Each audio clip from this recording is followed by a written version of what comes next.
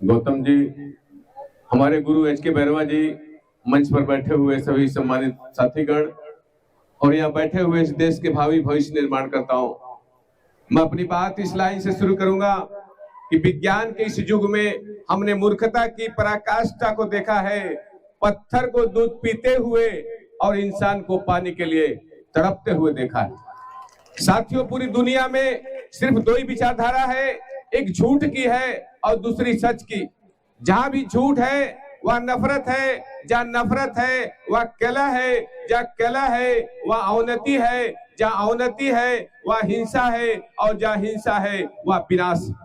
जहां भी सच है वह प्रेम है, जहां प्रेम है वह भाईचारा है, जहां भाईचारा है वह उन्नति है और जहां उन्नति है वह शांति है और जहां शांति है वह युद्ध नहीं बुद्ध है। कुछ झूठे लोगों ने झूठ को आधार बनाकर समाज को वर्णों में बांटा, फिर जातियों में बांटा, फिर ऊंच नीच की भावना पैदा की और इसी झूठ की व्यवस्था के ऊपर एक हिंदू नाम की चादर लपेट दी गई। अब समस्या यह है कि इस झूठ की व्यवस्था को हमारे लोग धर्म समझते हैं तो इसकी पूजा करते हैं। दरअसल एक गुलामी की व्यवस्था है। तो वोल्टायर ने कहा था, गुलाम को गुलामी का एहसास करा दो, गुलाम अपनी बेड़ियां खुद तोड़कर फेंक देगा। हम आपको 5 मिनट में एहसास कराएंगे कि हम हिंदू धर्म में कैसे गुलाम हैं।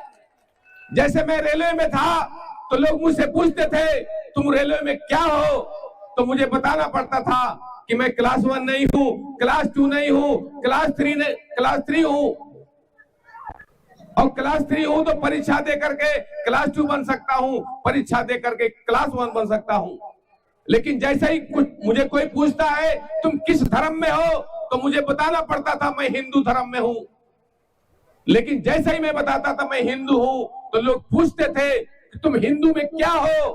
क्लास 1 ब्राह्मण हो, क्लास 2 क्षत्रिय हो, क्लास 3 वैश्य हो या क्लास 4 शूद्र हो? तो मुझे बताना पड़ता था कि मैं इस धर्म में शूद्र हूँ। और शूद्र है तो आपका काम नहीं में नौकरी करना, तुम्हारा काम नहीं है ग्राम प्रधान बनना, तुम्हारा काम नहीं है MP MLA बनना, तुम्हारा काम नहीं है मुख्यमंत्री बनना, तुम्हारा काम नहीं है प्रधानमंत्री बनना।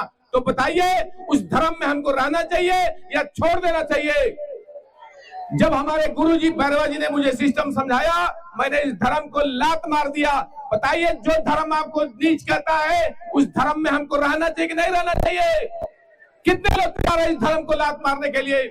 मैंने इस धर्म को लात मार दिया और अपने घर से सारे भगवानों को निकाल करके और अपने महापुरुषों का फोटो लगा दिया। तो क्या आप लोग बताइए, तैयार है इस धर्म में अपने महापुरुष का फोटो लगाने के लिए? मैं उत्तर प्रदेश में जाइए, सारे यादव, सारे मौर्य, सारे कुर्मी के घरों में बाबा साहब अम्बेडकर का फोटो मिलेगा। बाबा साहब के अलावा गौतम बुद्ध, कबीर, फूले साहब अम्बेडकर, ये महापुरुष नहीं होते तो हम पढ़ नहीं पाते। सावित्रीबाई फूले पढ़ाने गई है 150 साल पहले, उसको लोगों ने घर से निकाल दिया, ये कहते हुए कि तुम हिंदू धर्म की डाइन हो। हिंदू धर्म के अंदर शूद्र को पढ़ाना, नारी को पढ़ाना पाप है। तुम पाप कर रही हो। तुम घर द्वार छोड़ दो, उसको घर द्वार छोड़ना पड़ा। तो उसको घर किसने दिया? उस्मान शेख ने घर दिया, उसकी बहन फातिमा शेख ने शिक्षा में सहयोग किया।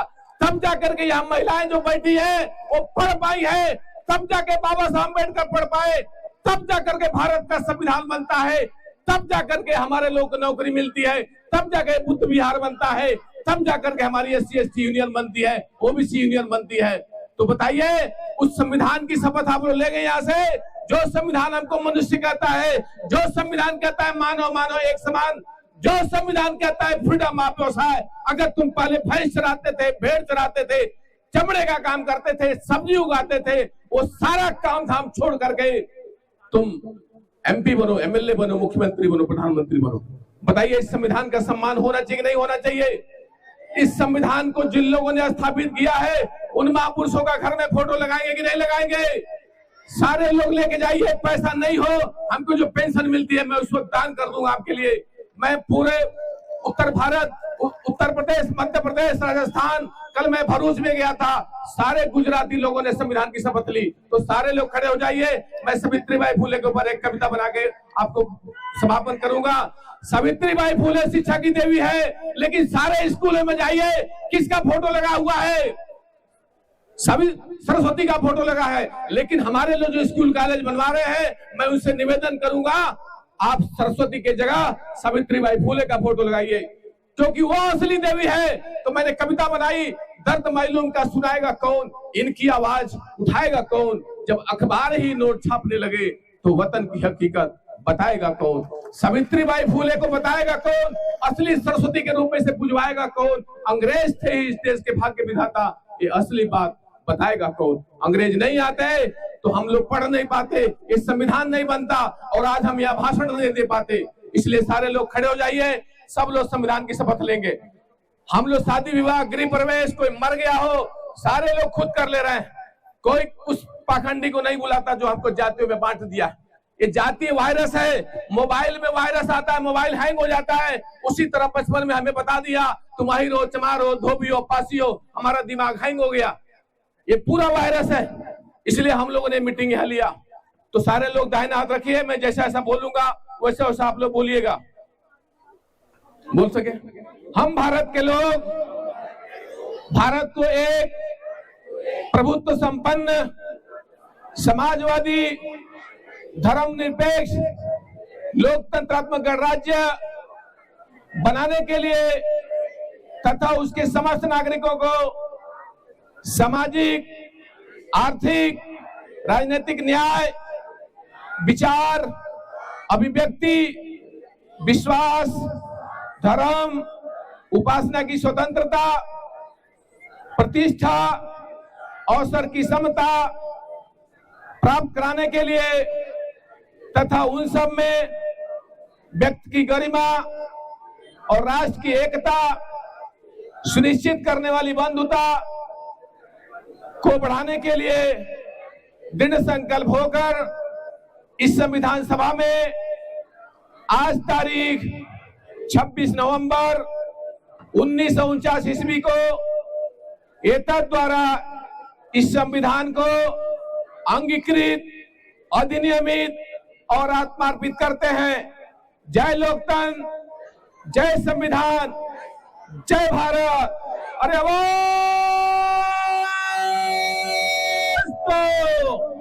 हम एक हैं, अरे वो